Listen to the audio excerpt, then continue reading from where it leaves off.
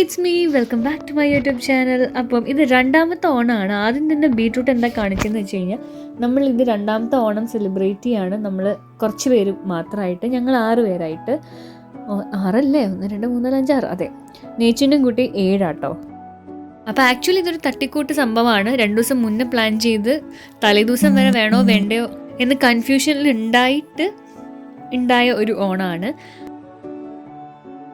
കണ്ടുകൊണ്ടിരിക്കുന്നത് നമ്മൾ പൂ പറിക്കുകയാണ്, ഞാനും അജുവും കൂടെ. അപ്പോൾ ഓൾമോസ്റ്റ് നമ്മൾ പൂക്കളിടാം. നമ്മൾ ആദ്യം ഈ വീട്ടിൽ നമ്മൾ കുറച്ച് കഴിഞ്ഞാൽ മാറും. അപ്പോൾ ഇത് ലാസ്റ്റ് ഓണായിട്ട് ഇവിടെ ഒന്ന് പൂവിടാമെന്ന് വിചാരിച്ചു. അത് കഴിഞ്ഞിട്ട് അലഞ്ചേട്ടൻ്റെ അലീനി ചേച്ചിയുടെ അടുത്ത് പോയിട്ട് അവിടെയും ഒന്നിടാമെന്ന് വിചാരിച്ചു. അപ്പോൾ ഈ കാണുന്ന പൂക്കളെല്ലാം വീട്ടിലെ മുറ്റത്തുണ്ടായ പൂക്കൾ തന്നെയാണ്. നമ്മൾ നാട്ടിൽ പണ്ട് ചെയ്ത പോലെ ഇപ്പോൾ ഇവിടെ നമുക്ക് പൂ അവൈലബിൾ അല്ലാത്തതുകൊണ്ട് കാണുന്ന കയ്യിൽ കിട്ടുന്ന കുറച്ച് പൂക്കൾ മാത്രമേ ഉള്ളൂ. പിന്നെ കുറച്ച് ഇലയൊക്കെ ആയിട്ട് വീട്ടിലെ ഓണം മിസ് ചെയ്യാത്ത പോലെയായി. കാരണം വീട്ടിലാണെങ്കിലും ആകെ തിരുവോണം അല്ലെങ്കിൽ അങ്ങനെ അവിട്ടത്തിനൊക്കെയാണ് പുറത്തത്തെ പൂക്കൾ ഇട്ടിട്ട് ചെയ്യാറുള്ളത്.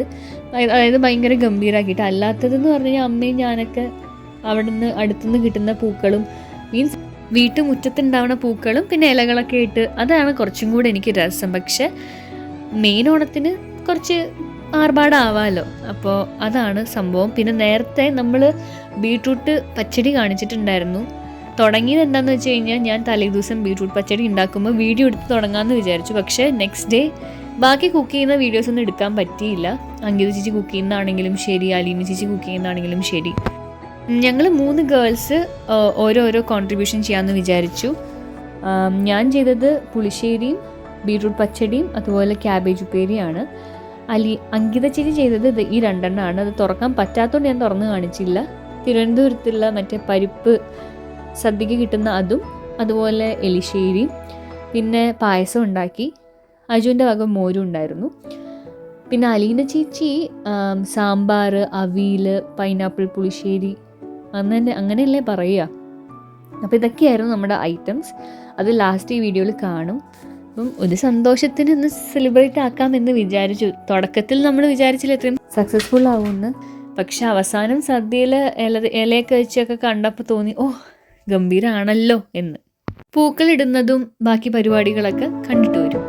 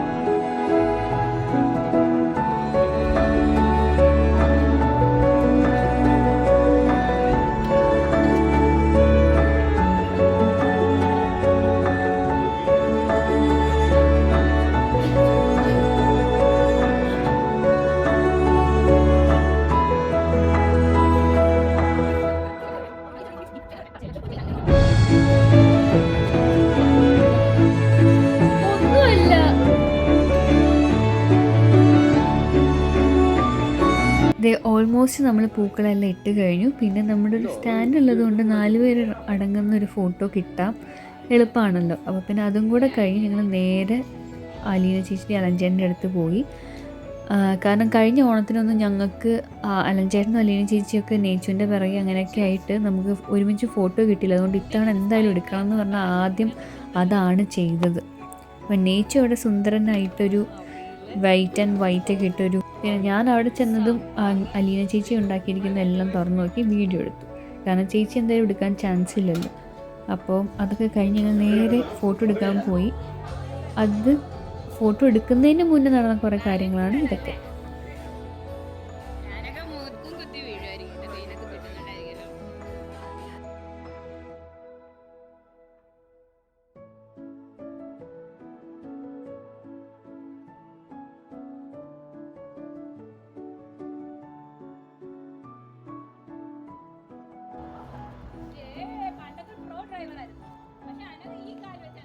അവളെല്ലാം അങ്ങനെ തന്നെ, അവള് മറ്റേ വണ്ടി ഓടിക്കുന്നുണ്ട്.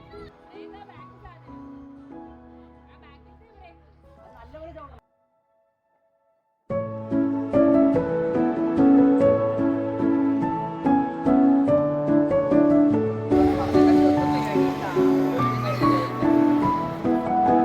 അങ്ങനെ തിരിച്ചു വാ തിരിച്ചു വാ.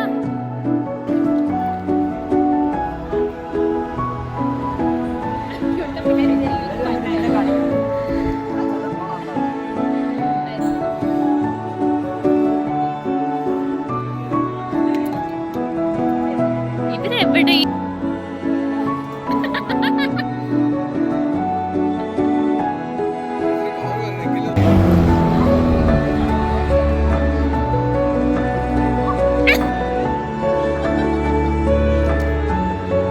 കിട്ടിയില്ലേ? അങ്ങനെ വീണ്ടും ഇരിപ്പിടത്തിലിരുന്ന് ഞങ്ങൾ തുടങ്ങിയിരിക്കുകയാണ് പൂക്കളിടാനായിട്ട്. ഭാഗ്യത്തിന് ആ സമയത്ത് നേച്ചു ടി വി കണ്ടുകൊണ്ടിരിക്കുകയാണ്. അവന് ഞങ്ങളെ മൈൻഡ് ചെയ്യണമെന്ന് പോലുള്ളൊരു ആഗ്രഹം ഉണ്ടാവാത്തത് എന്തോ വലിയ ഭാഗ്യം. കാരണം അവസാനം ഞങ്ങളൊക്കെ ഫോട്ടോ ഒക്കെ എടുത്ത് കഴിഞ്ഞപ്പം അലീന ചേച്ചി പറഞ്ഞു, നേച്ചു ഒന്ന് അവിടെ ഇരുന്ന് ഒരു ഫോട്ടോ എടുക്കട്ടെ, കാരണം നേച്ചുവിൻ്റെ ഫോട്ടോ ഇല്ല. അങ്ങനെ ഒരു 2 സെക്കൻഡോ 3 സെക്കൻഡോ അവൻ അവിടെ ഇരുന്നു. അതിനുശേഷം ആ പൂക്കളൊക്കെ എങ്ങോട്ടാണ് പോയതെന്ന് ചോദിച്ചറിയില്ല. ആ ഒരു ലെവലിലായിരുന്നു. അതുകൊണ്ട് കുട്ടിക്ക് അടിയും കിട്ടി, കുട്ടി കുറച്ച് കരച്ചിലൊക്കെ ആയിരുന്നു.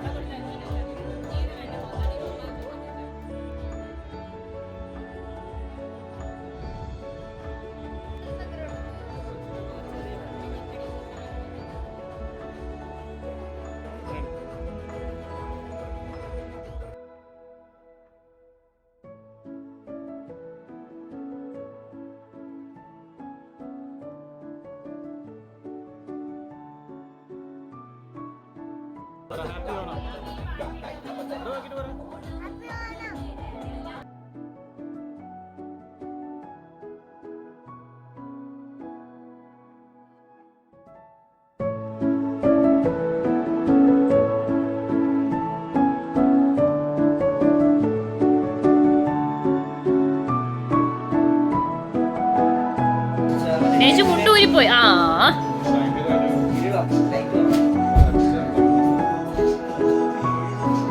കവിത പാടും തീരം.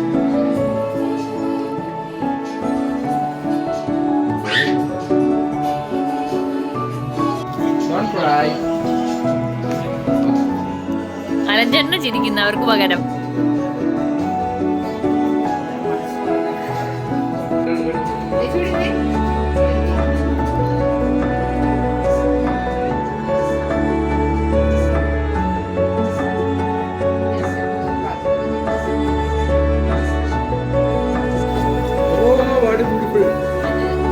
പപ്പടം കാച്ചേണ്ടിയിരുന്ന സിദ്ധു അലീന ചേച്ചി ഏൽപ്പിച്ചു.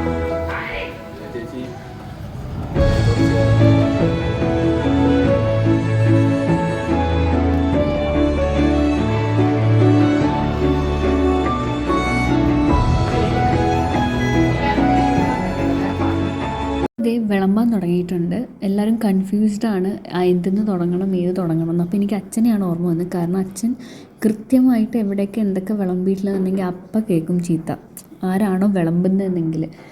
അപ്പോൾ അപ്പം അച്ഛനെ ആലോചിച്ച് പോയി. ഫുള്ള് ഞങ്ങൾ തെറ്റിയിട്ടൊക്കെയാണ് വിളമ്പിയത്. എന്നാൽ പോലും അത്യാവശ്യം നല്ല രീതിയിൽ തന്നെ അജു നേതൃത്വം വഹിച്ചു. അപ്പോൾ ഇതിലെന്ത് മിസ്റ്റേക്ക് ഉണ്ടെങ്കിലും നേതൃത്വം വഹിച്ച ആളുടെ ആണ് കേട്ടോ. ഏകദേശം സദ്യ വിളമ്പലൊക്കെ കഴിഞ്ഞു. എന്താ പറയുക, ചോറ് തികയില്ല എന്നൊക്കെ പറഞ്ഞ് ഞാൻ അലഞ്ചേട്ടനൊക്കെ കൂടെ രണ്ടാമതും കൂടി ഇടിയിപ്പിച്ചു. പക്ഷെ ആവശ്യം വന്നില്ല. ആദ്യത്തെ കുറച്ചൊരു ആക്രാന്തമായിരുന്നു. കാരണം വിശന്ന് ഇങ്ങനെ ഇത്രയും കറിയൊക്കെ കണ്ടപ്പോൾ ഒരു കൊതി. അത് കഴിഞ്ഞ് പായസമൊക്കെ കുടിച്ച് മോരൊക്കെ കുടിച്ച് അങ്ങോട്ട് ഫിനിഷാക്കി. അത് കഴിഞ്ഞ് ലോക സിനിമ ഇട്ടിട്ടുണ്ടായിരുന്നു. അതും കണ്ടിട്ടാണ് അവിടെ നിന്ന് മടങ്ങിയത്.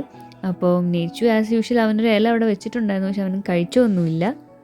അപ്പോൾ എന്താ പറയുക, ഭയങ്കര സന്തോഷം തോന്നിയൊരു ദിവസമായിരുന്നു ഇതൊക്കെ നടന്നപ്പോൾ. പ്രതീക്ഷിക്കാതെ ഉണ്ടായൊരു സംഭവമാണ്. അപ്പം നിങ്ങൾക്കും ഇഷ്ടമായി എന്ന് വിചാരിക്കുന്നു. അപ്പോൾ ഇഷ്ടമായെങ്കിൽ do like, share and subscribe. അങ്ങനെ ഇലയെല്ലാം ഫിനിഷായില്ല, സദ്യയെല്ലാം ഫിനിഷായി.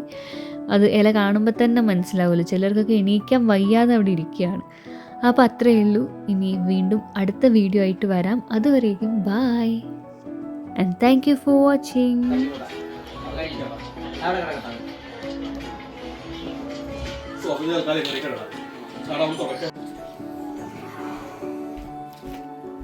ഇവരിനകത്ത് ആദ്യം ഡിസൈൻ ചെയ്തേ ഈ പടം എല്ലാം അറിയാലോ.